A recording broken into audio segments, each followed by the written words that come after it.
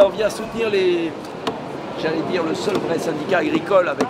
C'est le seul. Les résistants. Hein voilà. Non, mais au-delà de c'est ça, le syndicat où on est 100% agricole. D'ailleurs, au passage, on vous fait un cadeau pour votre passage. Voilà. D'accord, vous en avez déjà un. J'ai déjà dans mon bureau, ça peut vous faire des ennuis. C'est bien le clin d'œil. Donc, voilà. Non, du tout, nous on est Pas mal. Quand tu vas courir, là, Voilà, pour aller courir, Il vous va très bien. on verra. Hein. Il vous va très bien. Je le garde parce que pour aller courir, ça fera très bien. Voilà, le long de la lierre, Voilà, c'est parfait. Au moins, ma femme ne sera pas inquiète de me perdre. voilà. Et je leur ai dit, je connais bien la coordination rurale depuis des années. Il y a des gens de toutes couleurs politiques. C'est cela. Je peux en témoigner, de toutes couleurs politiques, c'est pas que des... c'est faux. Mais de toute façon, ils vont faire ça pour vous salir. Il n'y a personne derrière pour Bah voilà, Ça sert à rien. Voilà, du fait de la médiatisation là, qui vient de se faire depuis quelques semaines, forcément. Je vais essayer de retrouver les gobelets en plus parce que je pense que dans votre équipe, il y a du monde qui a soif. Hein, je crois.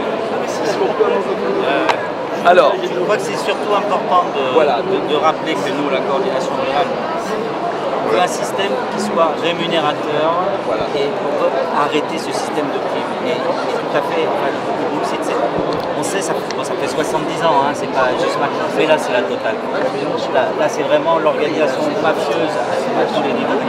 Et donc que ce Parlement européen arrête de nous imposer des choses. J'espère que ça va péter sans violence avec les élections. Sinon, ça va péter avec violence après les élections. C'est le jaune en bas. mais c'est évident que... Parce que ce qui se passe en Ukraine, c'est simple, c'est ce qu'ils veulent qu'il se passe en bien Europe. sûr, mais On est au fond du c'est la problème. colcolisation, je sais pas comment on dit. J'ai lu un article intéressant. C'est en fait ils veulent tuer la paysannerie française au sens noble du mot paysan. Ils veulent un système industriel qui peut marcher à la rigueur sur les céréales à peu près, mais qui ne peut pas marcher sur l'élevage. C'est impossible qu'il ne peut pas marcher sur tout le reste. Ça n'a aucun sens. Mais sur le vin non plus. Le président du groupe d'amitié France-Brésil. Alors ils ont écrit dans des journaux brésiliens, avec un ami comme ça, on n'a pas besoin d'ennemis. Parce que j'ai osé dire, j'ai été au Brésil, j'ai vu le désastre agro-industriel, désastre pour les paysans, les terres. J'ai vu des Brésiliens qui m'ont dit, on ne veut pas de cet accord Mercosur, d'accord? Parce que cet accord Mercosur, il va ruiner notre industrie. On va être exterminés et on va être monofonction, à faire que du soja, du bœuf, et il n'y aura plus rien, nos terres vont mourir. Ils m'ont expliqué les milliers de pesticides interdits qui réautorisent chaque année. Donc en fait, cet accord Mercosur, c'est une alliance de l'agro-business brésilien ultra minoritaire qui veut faire une monofonction du Brésil et des vendeurs de bagnoles allemands et de l'industrie financière française.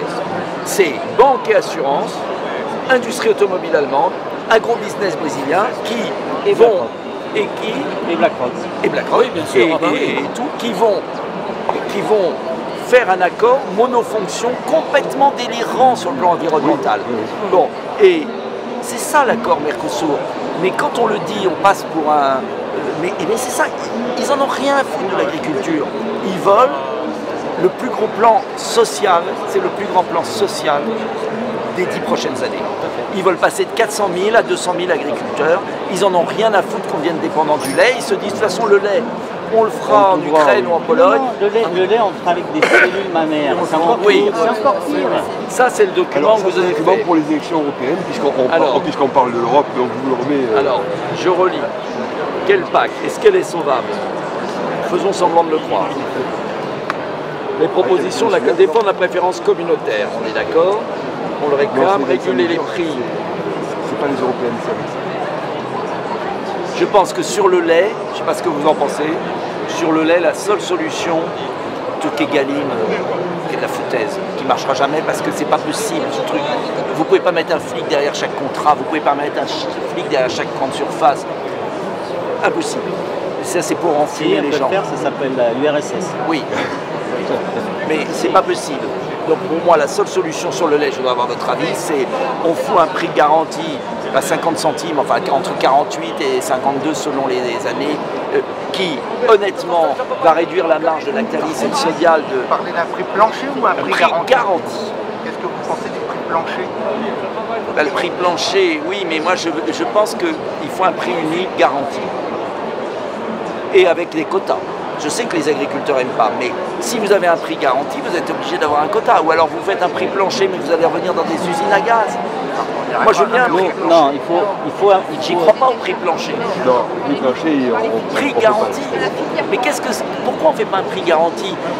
Le jour où vous avez un prix garanti d'autorité... Si on a un prix garanti, ça va faire un prix de marché qui va être à ce prix-là. Oui. Nous, on peut vendre du lait à 65 centimes aussi.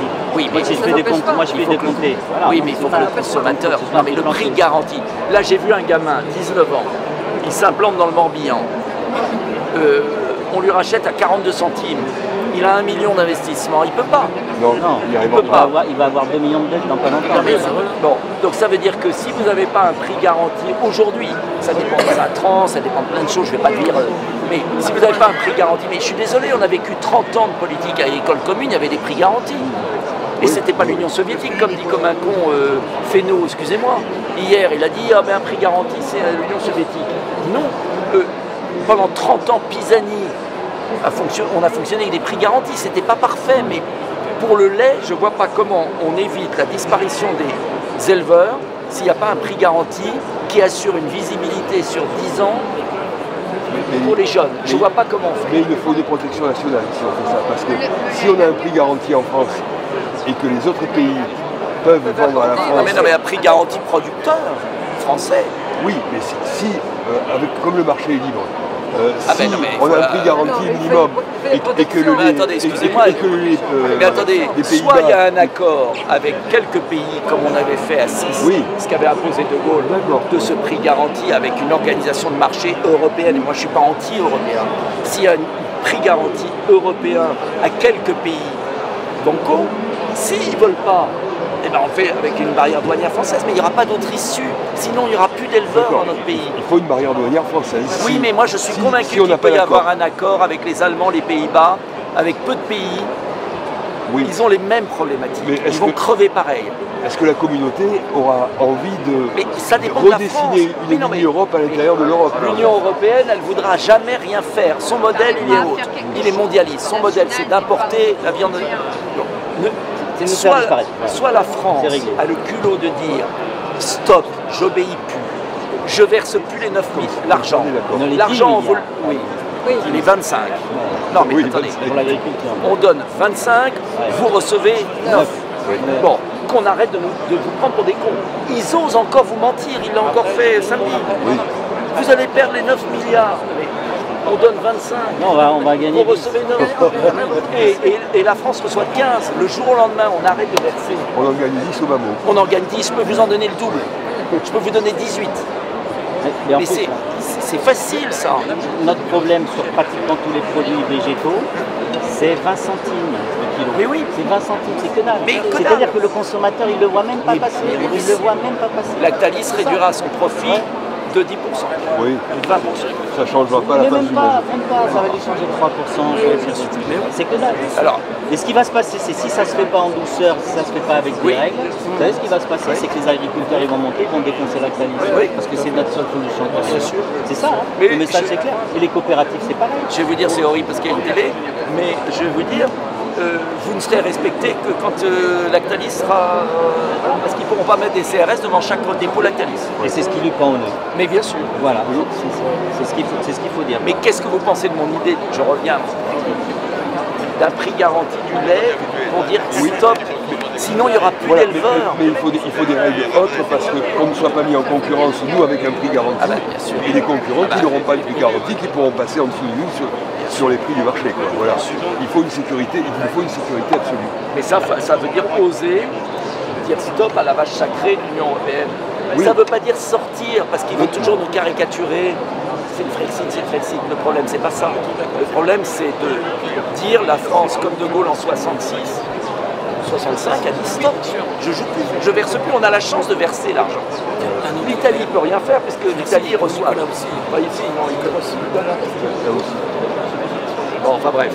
Bon, de toute façon, il y a un plan. Alors vous dites réguler. Ben ça, c'est le droit de douane variable, c'était la restitution communautaire. Enfin, la restitution. Prélèvement et restitution, c'est ça? Alors, quand vous dites des dispositifs de gestion et d'organisation des productions adaptées à chaque filière, c'est une négociation au niveau européen, filière par filière. Voilà, oui, tout à fait. Mais à terme, c'est avec un prix minimum. Marché ou tout ce que C'est vous le voulez. but recherché, oui. Oui.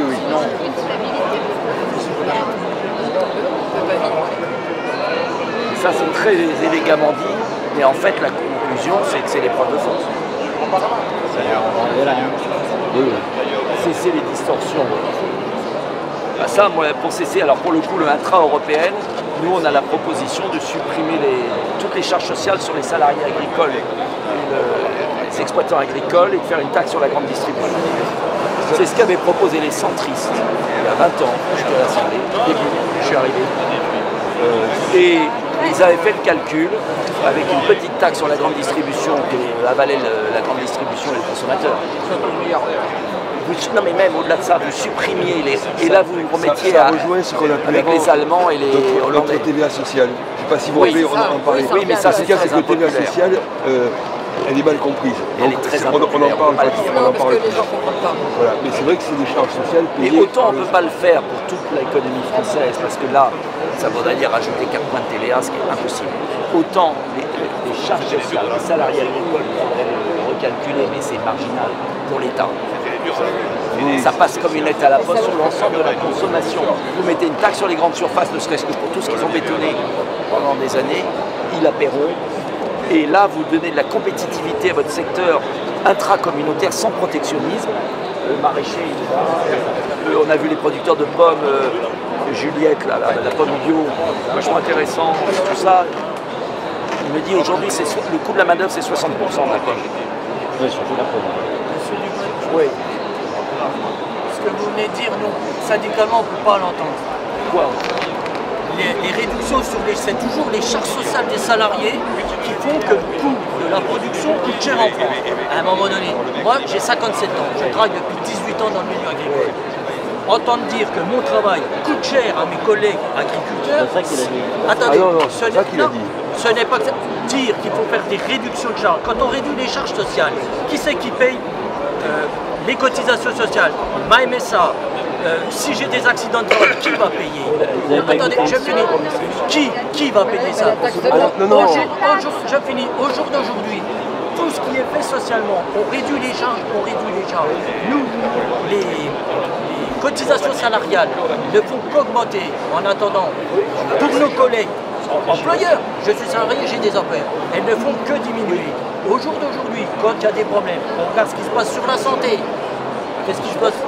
Non mais qui non mais pourquoi j'entends, laissez-moi finir, pourquoi on entend depuis des semaines, il faut des exonérations sociales. Ce n'est pas des exonérations sociales. C'est une baisse de charge. On ne va pas s'opposer, on ne s'oppose pas que les employeurs, la production, que les employeurs soient payés au juste prix. Mon salaire fait partie de votre coût de production. Que nos salaires rentrent dans vos coûts de production. Mais qu'on arrête de dire, j'ai encore entendu dire le président et d'autres, on va exonérer. Non, c'est... Moi je ne mets pas votre place, mais nous, mon collègue, moi je suis franc-comtois, mon collègue il est producteur dans le comté, on se connaît un peu, mais moi je vous connais, vous ne me connaissez pas, c'est un producteur de comté.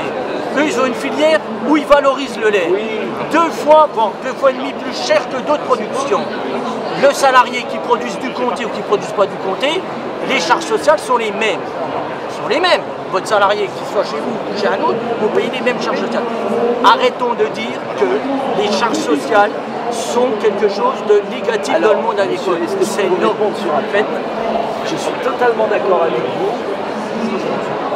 Si on n'était pas en concurrence, à ce moment-là, on n'est pas en concurrence, on arrête l'Union européenne tout de suite, on n'est pas en concurrence avec des producteurs allemands, polonais, belges, espagnols, qui n'ont pas le même niveau de charge sociale. Un producteur comme Un producteur de pommes, attendez, laissez-moi finir mon argumentation. Un producteur de pommes, il me disait tout à l'heure, le producteur allemand de pommes a des charges sociales qui sont inférieures de moitié au ciel. Lui, il finance sa protection sociale autrement. Il ne la finance pas par une charge sur l'employé, il le finance par un prélèvement fiscal global. Ça ne change rien à la protection sociale.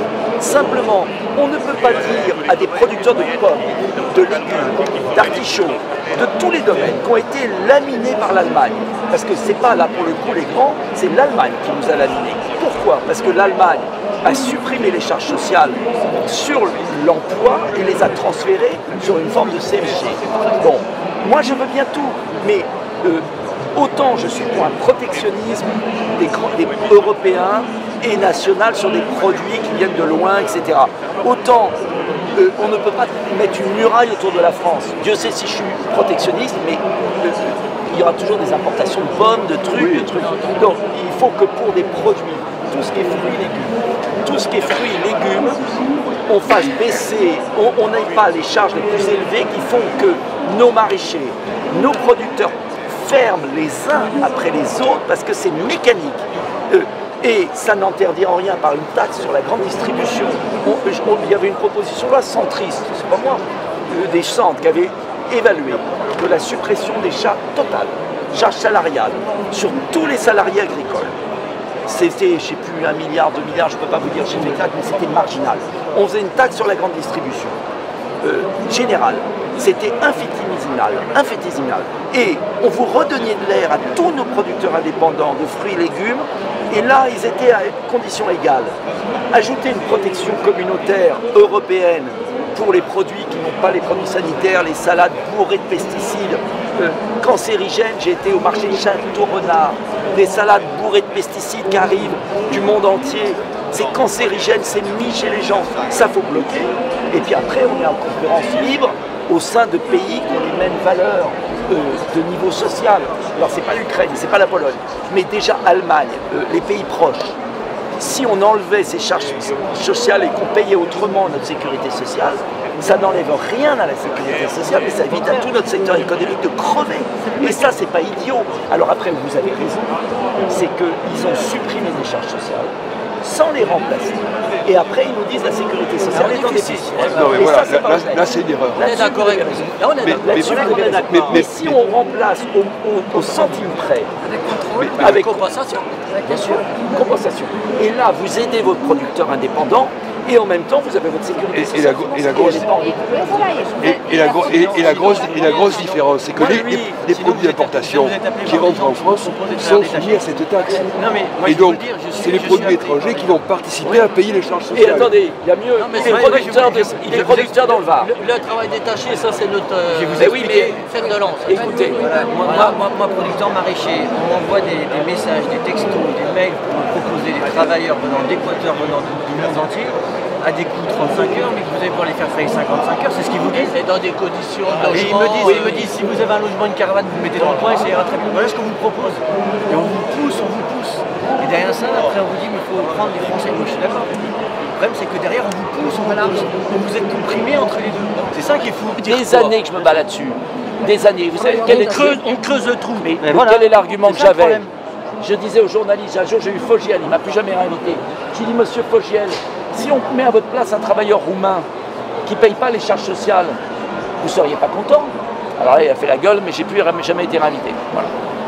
Donc on est tous d'accord. Simplement faites attention que ce n'est pas obligatoirement parce qu'on dit que les charges sociales nous défavorisent qu'on veut casser la sécurité sociale, honnêtement. Non. Ce n'était pas mon propos. Non, mais si vous Non, j'ai dit. Alors on avance maintenant sur le projet de la coordination. M'en voulez pas. Non, faites. Mais vous pouvez traverser, on est en face. Oui, je vais venir vous voir. Pas loin. J'arrive. Voilà. Parce qu'il faut que je vous arrive. Vous serez le premier depuis samedi. Tout le monde vient voir les exploitants agricoles, mais je les représentants des salariés, on a encore pas. Je viens vous voir. Alors, accord de libre-échange. C'est démoralisant. Je sais, imposer ces normes. Voilà, on est tous d'accord. Bien-être animal. Les réglementations existantes. D'accord. Produits satis. Alors, ça m'intéresse. Et ça va achever parce que déjà la filière n'est pas brillante. Non, tout à fait. Avec l'accord Nouvelle-Zélande qui est le scandale du siècle. Alors, ça, c'est voilà. Donc, moi, qui me fait énormément peur et j'ai grand peur que la filière soit des filières caprines en prenne entre le loup d'un côté et le Nouvelle-Zélande de l'autre. Le loup hier, ils ont encore dit qu'au niveau de l'Europe, on allait augmenter le nombre de loups. On a fait toutes ces démonstrations. On a mis 1000 ans, j'y étais. Alors moi j'ai un argument qui passe très bien. Je vais vous le donner sur le loup. Je vais vous dire, moi je défends le bien-être animal des brebis. Oui, parce que je trouve quand même dingue. Non mais attendez, ça vous paraît con comme raisonnement. Non, mais personne ne le dit. On aime les animaux. Au nom de quoi on devrait accepter que des pauvres animaux soient broyés, déchiquetés par un monstre? Et bien alors là ça change parce que dès que vous dites ça aux défenseurs du bien-être animal, vous les faites réfléchir. Je dis, mais alors attendez, vous êtes pour que les brebis soient massacrées? C'est ça la défense des animaux? La sensibilité animale? Oui. Alors là, allez, premier point. Surtout les agriculteurs, nous on est pour la biodiversité. Dès qu'on a un loup, on n'a plus de biodiversité.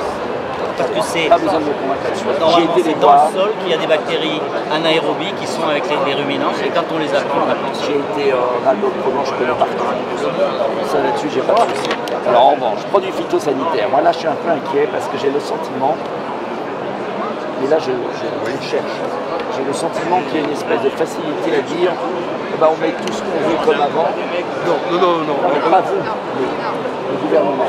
Parce que si c'est pour faire ce qu'il y a au Brésil, moi j'ai été au Brésil, ce que j'ai vu m'a... Non mais ils ont pas fait demi-tour, hein. On continue sur les suppressions. Alors nous on est entièrement d'accord pour réduire les matières actives, mais à condition chaque fois d'avoir une solution de remplacement.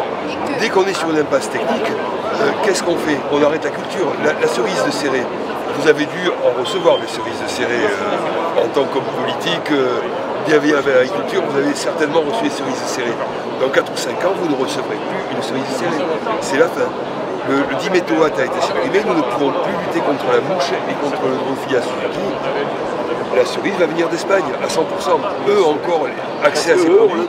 Et nous, moi j'ai 40 hectares de cerisier. 40 hectares, c'était la plus grosse ceriseraie qu'il y avait d'Europe à l'époque où elle était faite. C'était pour de la cerise industrielle.